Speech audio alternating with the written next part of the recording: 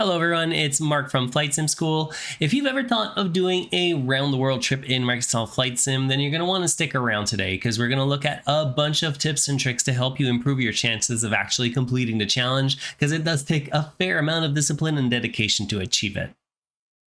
We're going to jump right into it today, and our first few tips are all about airplane selection. And regardless of the plane or planes that you end up using for it, you're going to want to make sure that you're using a high quality add-on, not only because it's going to increase the immersion on each flight that you're flying, but also using an airplane that has failures and wear and tear that accumulates over time is really going to go a long way to adding to the sense that you're actually doing this for real.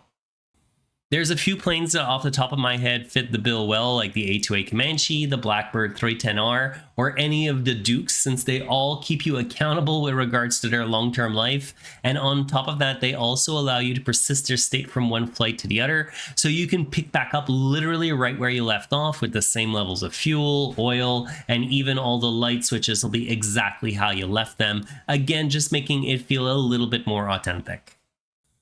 Our second tip for today is all about deciding if you're going to go single airplane for the entirety of the trip, or if you're going to mix it up by swapping planes on different legs, and there are pros and cons to both approaches, so the choice is going to be really up to you. If you're going to be doing the single plane approach, make sure that you pick something that's versatile enough and has a high enough cruise speed so that the legs don't feel like they're interminable. So something like the Kodiak, which has a decently high cruise speed with its PT6 engine, but it can also get itself into really tight spots in the backcountry, so it makes it ideal for this type of challenge. I still think you'd be better served by something that's even faster, like either the TBM 850, the FSR 500, or the King Air. They're all still versatile enough to get into short fields. They just can't do the backcountry flying quite as well, unless of course you're willing to go full Barry Seal mode in American made. For me personally, I prefer swapping planes every few legs, not only to spice things up, but it also gives you more flexibility in terms of how you handle different situations. So if you're in an area where you can do a lot of short hops, you could use something like the Comanche. But then if you come across a larger stretch of nothingness, of which there are a lot of in this world, you have a faster way to get back to the fun stuff. If you're going to be taking the multi-plane approach, you'll want a combination of at least one bush plane for backcountry flying, one GA plane that can fly slightly longer legs, let's say up to 150 knots in terms of cruise speed, and another faster single or two engine plane for those longer stretches that are still achievable without a jet plane, let's say above 150 knots to around 200. If you've got a business jet or an airliner in your hangar too, they can come in pretty useful for getting over those larger bodies of water, but I don't think it's strictly needed to succeed at this type of challenge, so long as you've got a variety of a few different GA planes. Crossing the ocean with a smaller GA plane is obviously going to be a multi-leg flight, but there's something very rewarding about successfully pulling off a transatlantic crossing, especially with all the extra planning that goes into it, and we're going to look at all of that in just a little bit here. Alright, so with regards to fuel planning, again, to keep things more realistic, you'll want to pick up where you left off from your last leg, which is where having a plane that does state saving comes in useful because it'll just do it for you automatically. But if you're flying a plane that doesn't remember its fuel levels, it's pretty easy to do. You can just take note of it when you park it at the end of a leg, and then the next time you load in for your next flight, you just reset the fuel to where it was before. On top of that, I try to only top up at airports that actually have avgas or Jet A, depending on what I'm flying. Again, just to make things feel a bit more authentic, and that means you need to plan your fuel consumption properly too, so that you can make it to your next refueling stop safely. The easiest way to get good fuel estimates is to use either Little Navmap or SimBrief. You can find profiles for Little Navmap on flightsim.to for most GA planes, and even SimBrief now has a lot of the smaller planes available too, which is what I actually use because I find it's a little bit more user-friendly than Little Navmap.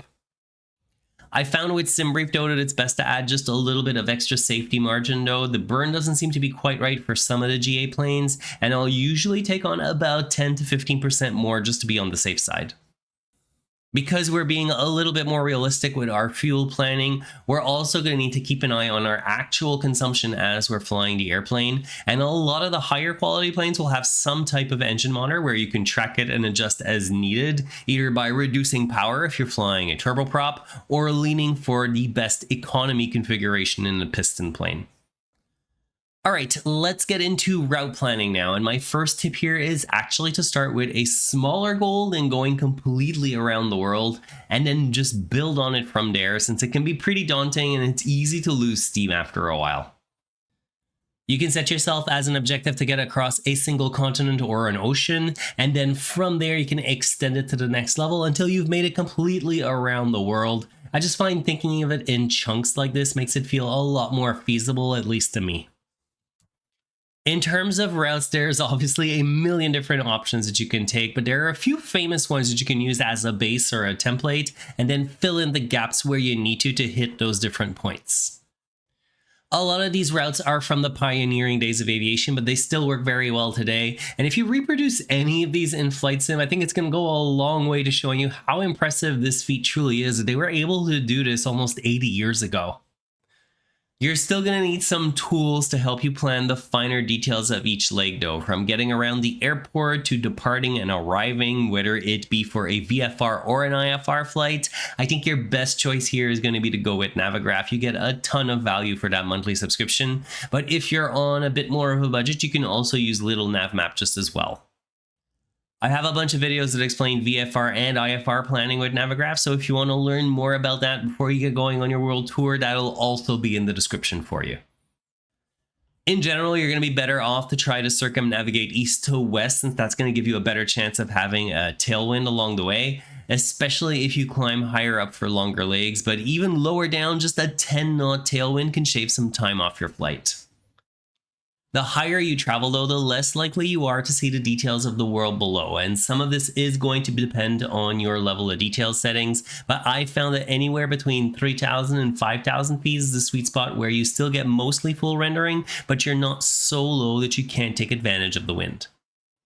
There will still be some legs where you want to get as high as you can though to maximize your ground speed, like for example for an ocean crossing, and for that you can either refer to SimBrace weather information if you're going to be getting up into the flight levels, or otherwise you can fall back to your instruments to get a general sense of the wind direction and speed, or perhaps maybe even you have it on a tablet like you do in the Comanche. What you're looking to do is choose the altitude that's going to give you either the lowest headwind or the highest tailwind to get the best possible ground speed, and that might even mean you need to experiment a bit with your cruise altitude to figure out what that's going to be. Speaking of which, you might be tempted to step away for a bit at cruise for longer legs because there's not much else going on, but just make sure that everything is looking normal first. And what I do is I dial everything back just slightly so as not to push the limits of the plane while I'm away, because the last thing you want is for the flight to end because there was an issue with the airplane, either because you were pushing it too hard or maybe you ran into some icing conditions that you weren't expecting and it caused you to crash. That's really a day wrecker on a longer leg.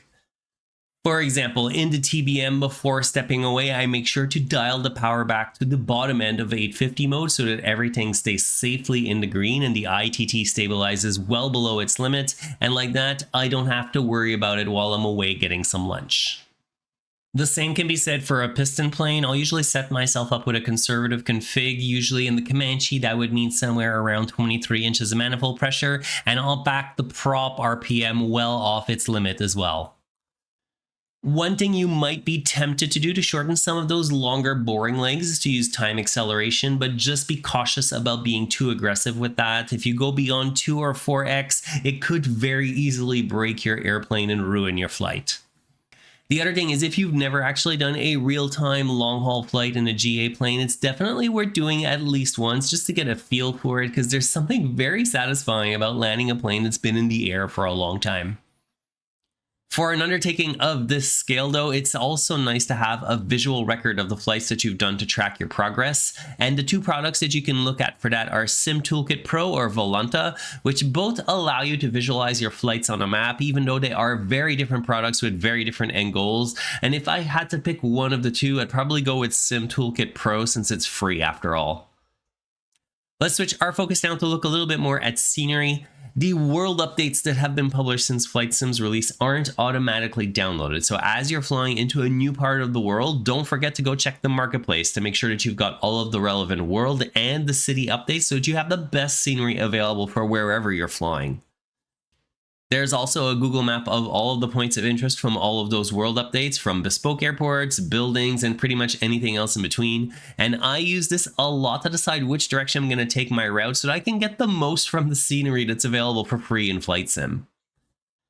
Another add-on that I've tried a couple times and found pretty cool is Bush Talk Radio. It has a bunch of audio descriptions of different places of interest around the world. And then as you fly nearby something, when you have their client running, it'll automatically play it for you. So you get to learn a little bit of history about the area that you're flying in, very much like if you were listening to an audio tour in real life. Now, in terms of weather, again, to keep things feeling more authentic, I use live weather pretty much 9 times out of 10, since that's going to give you the most dynamic situation that you have to deal with throughout your flight. But there are some situations, say if you're planning to visit a lot of interesting scenery that day, that you might need to resort to a weather preset if the ceiling is too low or you're getting rained out with live weather. I bought SoFly's weather presets a while back now, and they've been a great substitute for live weather whenever I've needed it. There are around 100 presets that you can pick from. There truly is a setting for almost any situation that you want to fly in. And the great thing is about them is that you can also customize it then to whatever you want as well. Where I play a lot more fast and loose is with the time of day that I set in Flight Sim. With live time, you can easily end up in a situation where you're flying mostly in the dark, which is okay on occasion, but for the most part, you're going to get way more out of it by doing some daytime flying. What I'll usually do is figure out approximately how long my flight is going to be, and then as part of my pre-flight flow, I'll set the start time of my flight so that I'm coming in to land just as the sun is setting, because that's really where the lighting in Flight Sim looks its best, and it just adds to the whole ambiance of the flight. With all of these tips and tricks, you should be all set for your next world tour, or even continuing the one that you're already on. And make sure to let me know in the comments which one of them that you like the most. And on your way out, please make sure to like the video and subscribe as well so you get more similar content to this one.